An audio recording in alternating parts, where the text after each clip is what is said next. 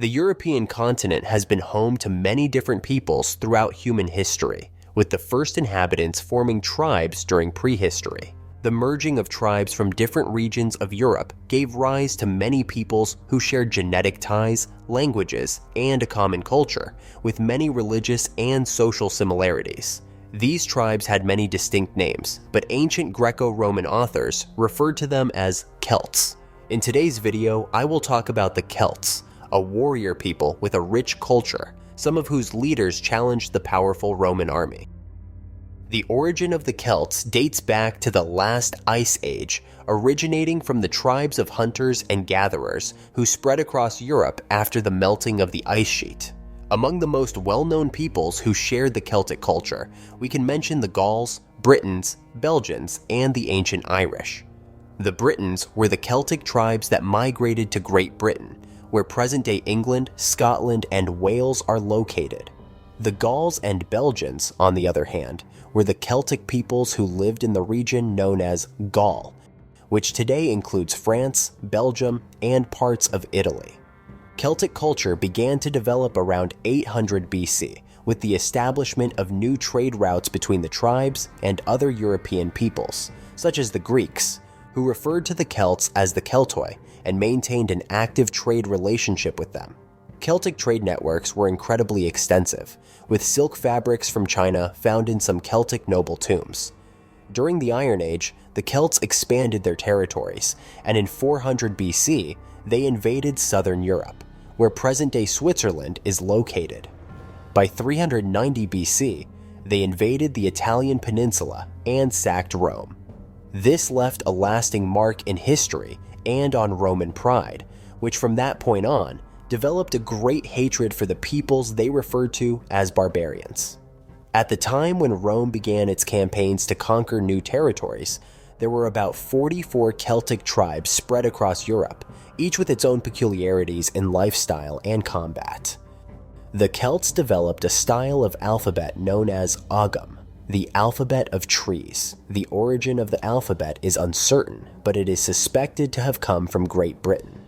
Julius Caesar, on the other hand, mentioned that the Celts of the Helvetii tribes also used the Greek alphabet. This type of writing varied greatly, so not all Celtic peoples used it in the same way, leading to some confusion in historical records. Agriculture was a fundamental part of Celtic society. They cultivated wheat, barley, beans, and peas, in addition to raising flocks of goats, sheep, and cattle. These products enabled their entire trade system. Rome, for example, imported grains from various Celtic tribes.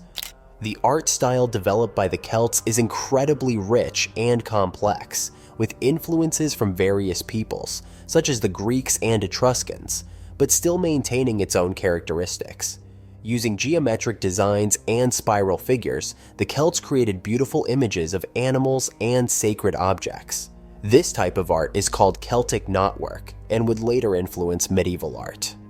The Celts were highly skilled and worked with metals like bronze, silver, and gold. They crafted drinking vessels, decorative pieces, and various types of jewelry. One accessory highly prized by the Celts was the torque, a type of necklace typically worn by men, with the most valuable ones being made entirely of gold. The Celts had a warrior culture and were proud, always seeking to exalt courage and virtue in battle. With this in mind, they produced weapons and pieces of armor that served as war trophies or decorative items. Many objects have been found in archaeological excavations, such as bronze shields adorned with semi-precious stones, bronze helmets decorated with animal figures, and even richly detailed gold helmets. Many tribal leaders adorned their helmets with horns, horsemanes, and bird feathers, ensuring a highly diverse and intimidating appearance. Women in Celtic society had a special prominence, enjoying an independence that was uncommon among peoples of that time, with the right to own land, cattle, and personal wealth. In most cases, they also chose whom they would marry, and if the marriage was not beneficial for them, they had the right to divorce without judgment. Some women also learned to fight if they wished to, which was very important for their own protection and for the safety of their homes and children. especially when men spent long periods hunting or warring.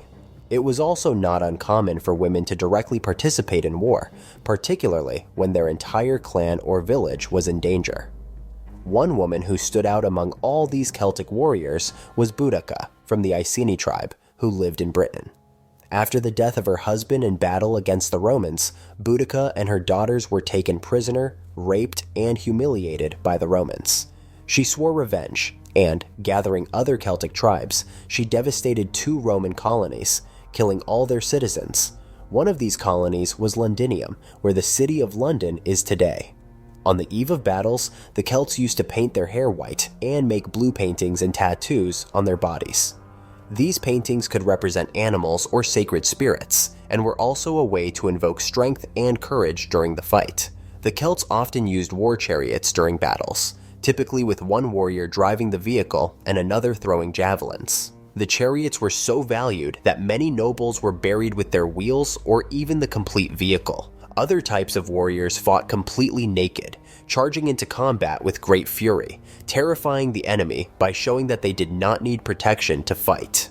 Regarding the appearance of Celtic warriors, the Roman historian Diodorus Siculus wrote, "The appearance is terrifying. They are tall in stature, with strong muscles over their white skin.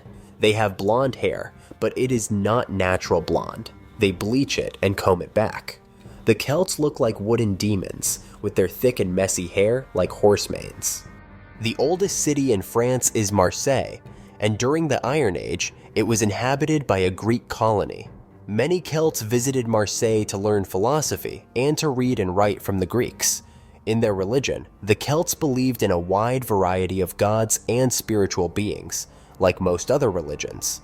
The Celts also had their leaders and religious representatives, known as Druids.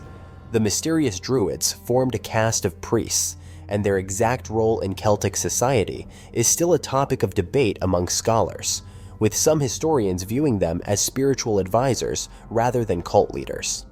Their main symbol was the oak tree, which explains the meaning of the word druid, meaning oak root, referring to an ancient knowledge rooted in the ground. The oak was a very important tree in Celtic religion, and the Druids performed various rituals around or near these trees, in addition to collecting mistletoe branches to make potions using small bronze or iron sickles. The Druids seem to have been an independent group in Celtic society, not belonging to any specific kingdom or tribe, and sometimes their influence could outweigh that of the king. If a group of Druids voted against a king's decision, the king was obligated to accept the decision of the priests. The Druids wore white or light gray clothing, and apparently, they lived apart from villages and cities, preferring to live in small groups or even alone in the forest. Although the image of Druids is often associated with old men with long beards, there were also female Druids, known as Druidesses. There is some evidence that the Druids conducted animal and even human sacrifices. During his campaigns, the Roman general Julius Caesar had the opportunity to witness one of these rituals, which he described as a macabre ceremony known as the Divine Man. In this ritual, a large effigy in the shape of a man was built, and men and women accused of crimes or prisoners of war were imprisoned inside it. In some cases, even innocent people were used. The effigy was then burned, with the prisoners being burned alive in honor of the god Tyrannus. Although Julius Caesar wrote about this, no archaeological evidence of this ritual has been found. On the other hand, Julius Caesar was not known for being a liar or making up stories. The Druids were important figures in the Celtic resistance against Rome, and later against the imposition of Christianity in Europe. For this reason, the Druids were seen as a serious threat and were persecuted and executed, nearly disappearing entirely. The Celts did not build temples, but they constructed many stone circles. Some of these circles contained huge stones with Ogham inscriptions. These stone circles were not exactly religious sites, but were primarily used as star observatories. Contrary to what many believe, the famous Stonehenge, located in Wiltshire County, England, is not of Celtic origin, dating back to the early Bronze Age.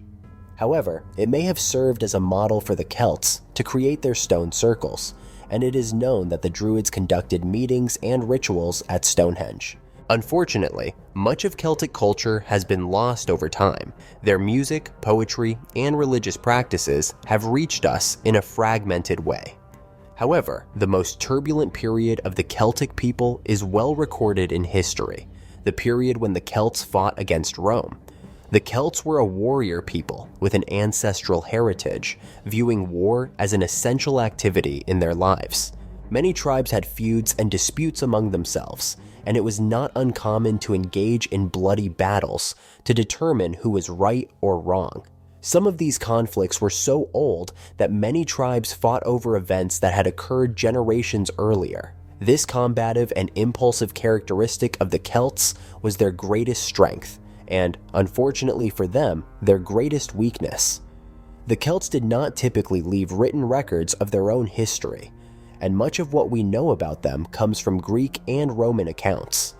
One of the main accounts comes from the Roman general Julius Caesar, who, around 50 BCE, compiled a diary of his military experiences after 7 years of campaigns in Gaul.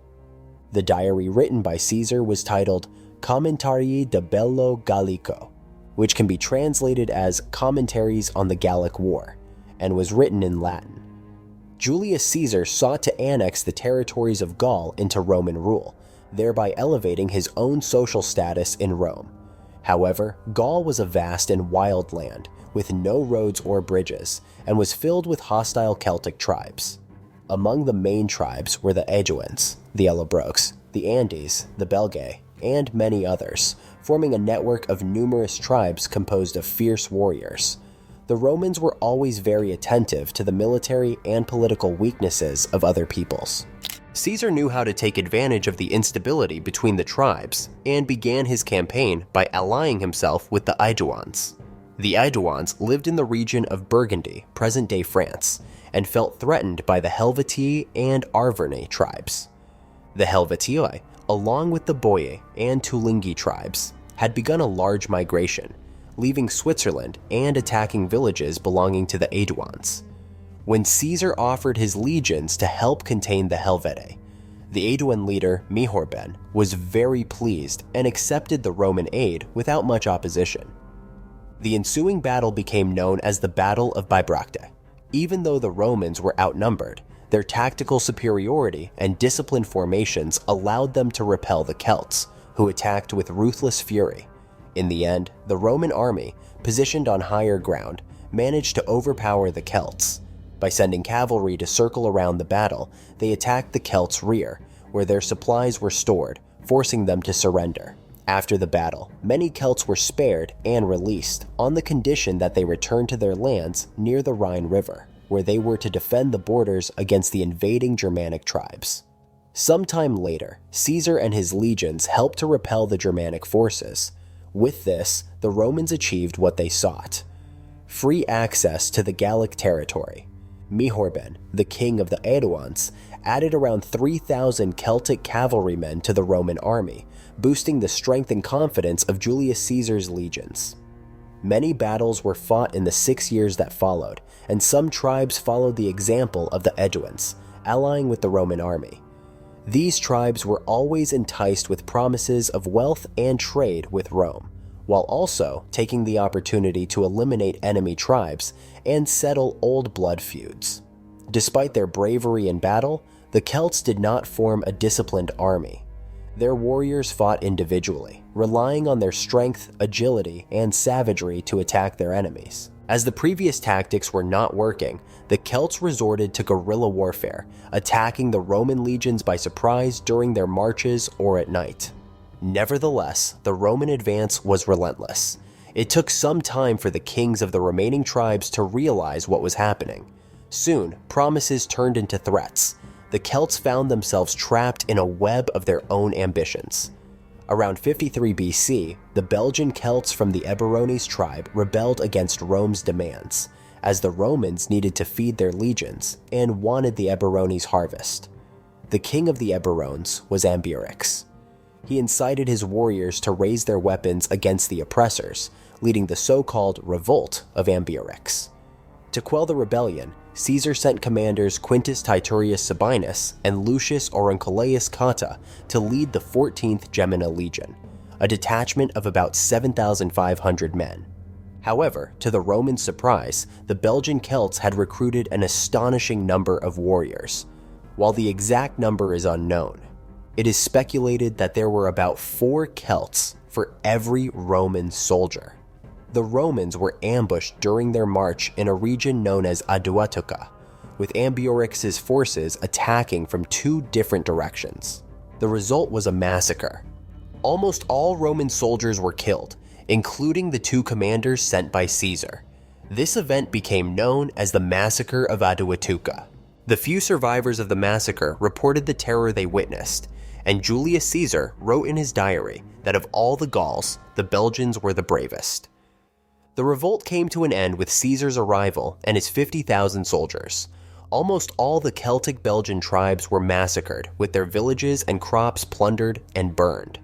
Ambiorix and a few of his men managed to cross the Rhine River and flee toward Germania, but they were never seen again. Ambiorix's revolt sparked a kind of nationalist sentiment among the Celts. Many tribes began to set aside their differences and unite against Roman oppression. Much of this new resistance was organized by the Druids. The unification of the tribes in Gaul had always been feared by the Romans, and at this point, it was happening. A young prince would take on the responsibility of fighting for the freedom of his people. Vercingetorix was a prince, the son of Celtilos, the king of the Arverni. His name means chief of the great warriors. The Arverni were one of the wealthiest and most developed Celtic tribes. Much of their wealth came from their alliance with Rome. Vercingetorix himself had served in Caesar's army, where he learned Latin and Roman battle tactics. After his father's death, Vercingetorix was expelled from his hometown in a political conspiracy to prevent him from taking the throne. Nonetheless, he set out recruiting anyone willing to fight for him, whether farmers or even thieves and vagabonds. Already gaining some fame, Vercingetorix returned to his former city and reclaimed his right to the throne. With his status restored, Vercingetorix began sending emissaries to the chiefs of other tribes, seeking help to fight Rome. After forming some alliances, Vercingetorix and his commanders began training the Celts in the disciplined manner of the Romans. They created an army organized like never before in those lands. Vercingetorix knew that his greatest advantage against the legions would be his large and organized cavalry. When Julius Caesar learned of this growing army, he organized a military expedition to fight the Celtic rebels. The Romans traversed all of Gaul, demanding loyalty from various Celtic leaders. This pressure was applied through more promises and threats, causing many tribal chiefs to withhold support from Vercingetorix. Battles were fought, mainly between the Roman and Celtic cavalry, with the Romans winning almost every time. Vercingetorix was forced to retreat, but during his flight across the Gallic territory, he decided to employ the strategy of the scorched earth. This strategy involved burning villages, cities, and crops with the intention of leaving nothing behind for the enemy army to use. After losing the city of Bourges, Vercingetorix was forced to flee with the remnants of his troops. With his army now significantly reduced, Vercingetorix continued sending emissaries seeking military support from Celtic chiefs, even those who had already sworn allegiance to Rome. Ultimately, Vercingetorix had no choice but to take refuge in the city of Alesia, which was a great defensive position since it was built on a hill. The events that followed would become one of the most tragic and shameful chapters in Celtic history. In September of 52 BC, Alesia was besieged by Julius Caesar. The Romans constructed 2 wooden walls around the city, one to keep Vercingetorix and his men trapped, and another to repel the Celtic armies that were coming to support Vercingetorix. The siege began as expected. The Romans cut off the city's supply of food and water, forcing the inhabitants to suffer from hunger and thirst. Despite the deaths of many, the brave Celts refused to admit defeat, hoping they would be saved by an army of their fellow countrymen. Such an army did indeed arrive, but it was unable to defeat or push back the Romans, who fought bravely in a strong defensive position. After this defeat, the morale of those inside the city was shattered. Realizing that no further rescue attempt was coming, they were overcome with despair. Other Celtic leaders refused to send troops to aid Vercingetorix, fearing Roman retaliation. With no other option and attempting to save the remaining survivors of Alesia, Vercingetorix declared his surrender. Vercingetorix's surrender was an iconic moment, depicted in many classical paintings. According to the French historian Augustin Thierry, Vercingetorix rode proudly to the Roman camp. He stopped in front of the powerful Roman general without saying a word and threw his weapons with disdain at Caesar's feet. The courage and dedication of Vercingetorix to fight for his people ultimately cost him dearly. He was stripped of his clothes and imprisoned, taken to Rome, and thrown into a small cell, where he lived humiliated for 6 years. After 6 long years, Vercingetorix was pulled from his cell and forced to walk through the streets of Rome, tied to Julius Caesar's chariot. This ceremony was called a triumph, and it was dedicated to celebrating the victories of Roman generals in their campaigns abroad. After the ceremony, Vercingetorix was taken back to his cell, where he was strangled by Roman soldiers on Caesar's orders. In the location where the city of Alesia once stood, there is a statue in honor of Vercingetorix and the resistance of the Celtic people. The struggle of the Celts against Rome was much more than just a series of battles for territory. It was a fight for freedom. The surrender of Vercingetorix marked the end of the Celtic resistance to Rome. However, the Celts and their culture did not cease to exist. Many learned to live and thrive under Roman rule. The fame of the Celtic warriors spread across Europe and beyond, with many serving as mercenaries in Greece, Egypt, Anatolia, and even in the Roman army itself. With the arrival of Christianity, Celtic culture began to dissolve, but the courage and perseverance of the Celtic peoples remained etched in history.